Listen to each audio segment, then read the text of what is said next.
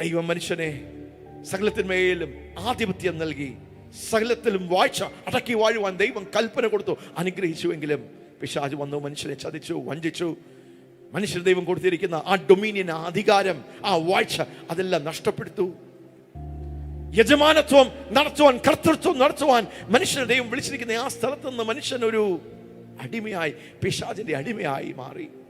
ഭരണം നഷ്ടപ്പെട്ടു, വാഴ്ച നഷ്ടപ്പെട്ടു.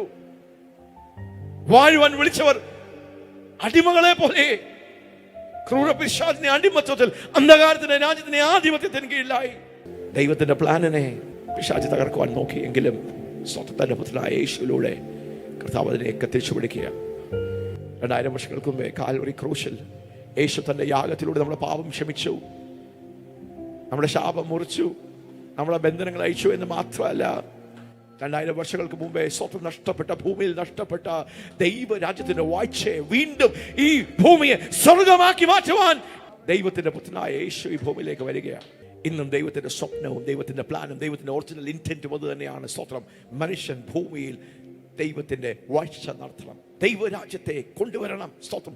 സ്വർഗത്തെ ബലാത്കാരമായി കൊണ്ടുവരണം. സ്തോത്രം. ഉയർന്നിരിക്കുന്ന സകല മലകളുടെ മീതെയും ദൈവത്തിന്റെ പർവ്വതം ഉയർന്നിരിക്കും എന്ന് പറയുന്ന ആ നിലവാരത്തിൽ the 7 mountain mandate